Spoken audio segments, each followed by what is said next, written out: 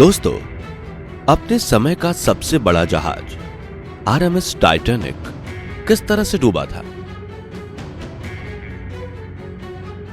ये तो हम सभी को पता है। लेकिन दुनिया के सबसे आलीशान जहाज को आखिर समंदर से बाहर क्यों नहीं निकाला गया, जबकि साइंस एंड टेक्नोलॉजी आज इतनी ज्यादा एडवांस हो चुकी है, लेकिन फिर भी इतने महंगे जहाज को पानी में पड़े रखकर जंग खाने के लिए क्यों छोड़ दिया गया?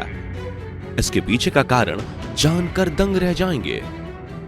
इस जहाज की ऊंचाई 17 मंजिला बिल्डिंग के बराबर थी, जिसमें करीब 3,300 लोगों के ठहरने की सुविधा थी। वहीं इस जहाज को चलाने के लिए हर दिन लगभग 800 टन कोयले का इस्तेमाल होता था।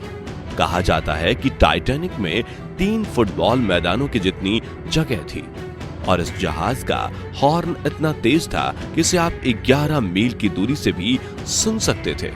साथियों, 10 अप्रैल 1912 के दिन ब्रिटेन के साउथहैम्पटन पोर्ट से टाइटैनिक अपनी पहली यात्रा पर निकला था, जिसे एक लंबा सफर तय करते हुए न्यूयॉर्क तक पहुंचना था।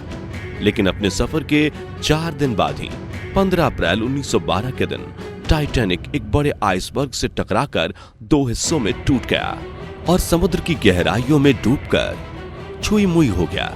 उस वक्त टाइटैनिक के साथ 1500 से भी ज्यादा यात्रियों ने समंदर की गहराइयों में डूबकर अपनी जान गंवा दी थी, जिसमें से सिर्फ 337 बॉडीज को ही रिकवर्ड किया गया था और बाकी के करीब 1200 मृत लोगों के शव पानी की गहराइयों में ही खो गए।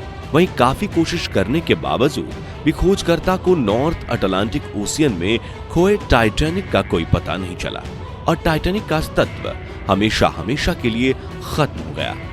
हालांकि फिर भी वैज्ञानिक हर बार नई और एडवांस टेक्नोलॉजी का उपयोग करके टाइटैनिक के मलबे को खोजने की कोशिश करते रहे। तब जाकर पूरे 73 साल बाद 1985 में खोजकर्ता रॉबर्ट बलार्ड और उनकी टीम ने समंदर की गहराई में डूबे टाइटैनिक का मलबा ढूंढ निकाला, जिसके बाद टाइटैनिक से जुड़े कई ऐसे काले रहस्यों से पर्दा उठा जिसने लोगों को हैरत में डाल दिया।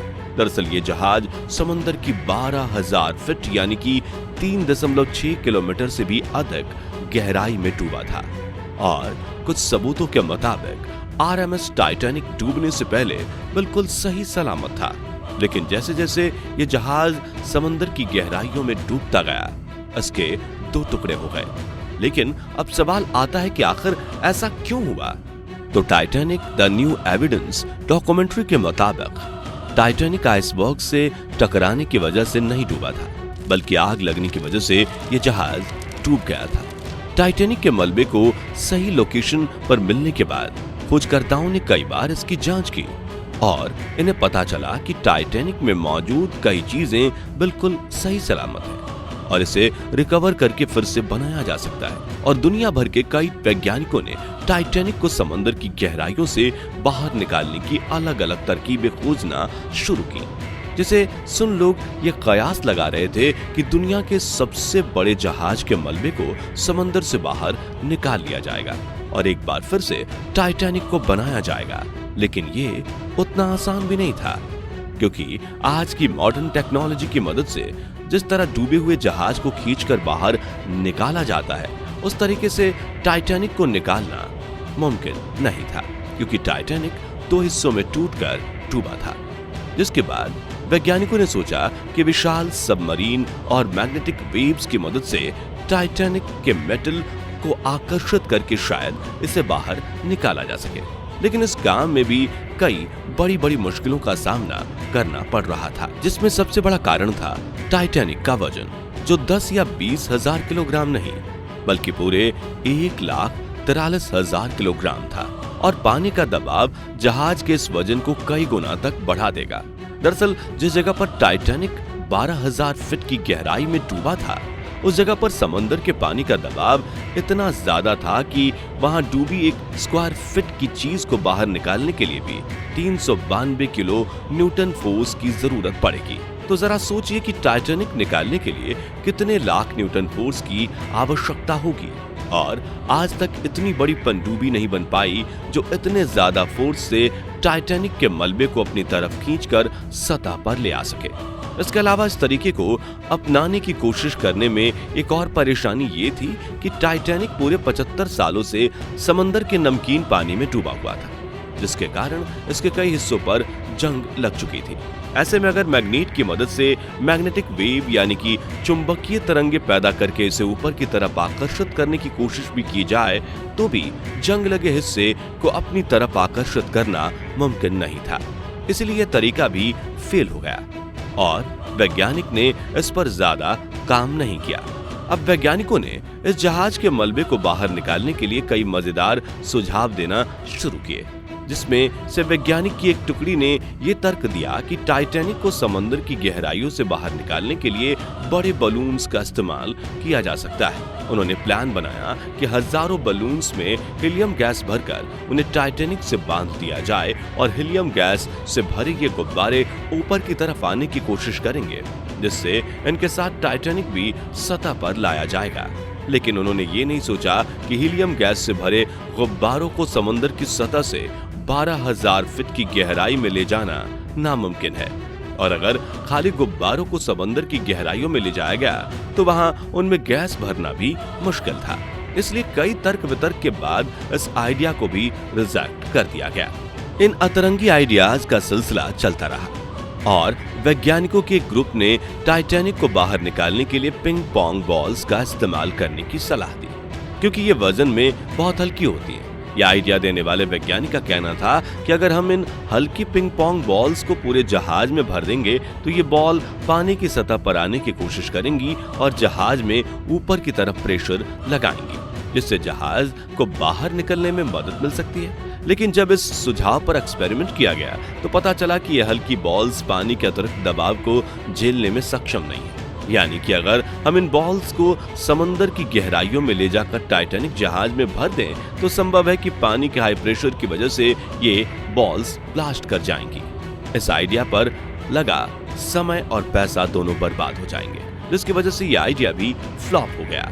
जिसके बाद साइंटिस्ट्स ने यह सोचा कि अगर टाइटैनिक को बर्फ की तरह जमा दिया जाए तो उसे समंदर से बाहर निकाला जा सकता है। दरअसल बर्फ का घनत्व यानी डेंसिटी पानी की डेंसिटी के मुकाबले कम होती है, इसी वजह से बर्फ पानी के ऊपर तैरती रहती है। इसलिए वैज्ञानिकों का कहना था कि अगर हम टाइटैनिक के चारों तरफ बर्फ जमा दें तो ये बर्फ के साथ तैरता हुआ पानी की सतह पर आ जाएगा, जिसके लिए हमें लिक्विड नाइट्रोजन की जरूरत पड़ेगी। इस आइडिया पर भी काफी रिसर्च किया गया और ये बात सामने आई कि इसके लिए कम से कम 5 लाख टन लिक्विड नाइट्रोजन की जरूरत होगी, जिसे समुद्र की गहराई में पहुंचाना काफी मुश्किल था।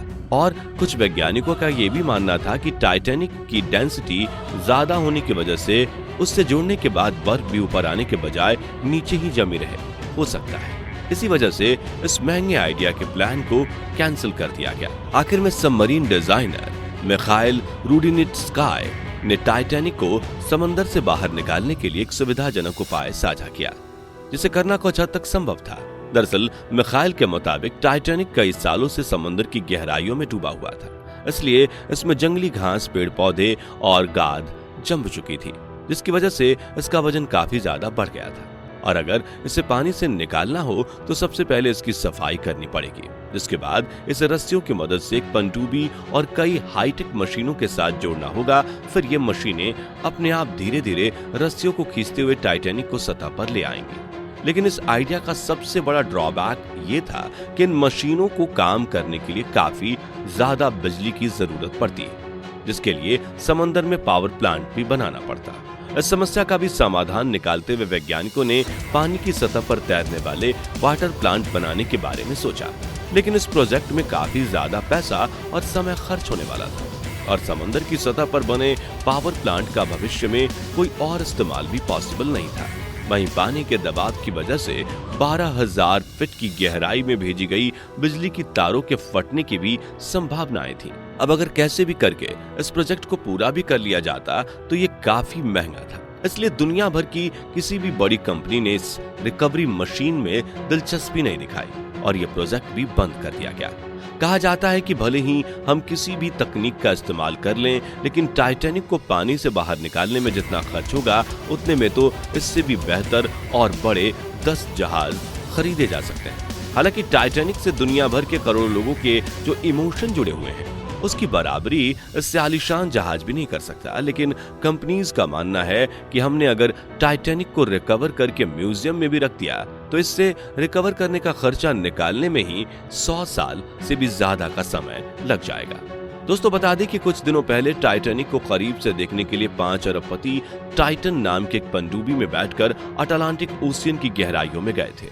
लेकिन ओशियन गेट कंपनी द्वारा बनाई गई ये सबमरीन 12,000 फीट की गहराई में टाइटैनिक के पास जाते वक्त रास्ते में ही फटकर अटलांटिक सागर में डूब गई और इसमें सवार 5 लोगों की दर्दनाक मौत हो गई। इस वजह से अब वैज्ञानिकों को टाइटैनिक को समंदर से बाहर निकालने के आइडियाज और भी ज्यादा मुश्किल लगने लगे हैं और शायद अब टाइटैनिक को कभी समंदर से बाहर नहीं निकाला जाएगा। तो दोस्तों, क्या टाइटैनिक को समंदर की गहराइयों से बाहर निकाला जाना चाहिए या नहीं? इस बारे में अपनी राय हमें कमेंट्स में बताइए और वीडियो पसंद आया हो तो इसे लाइक और शेयर करने के साथ ऐसे ही नॉलेजेबल वीडियोस देखते रहने के लिए हमारे चैनल को सब्सक्राइब और फेसबुक पेज को फॉलो जरूर कर दीजिए। धन्यवाद।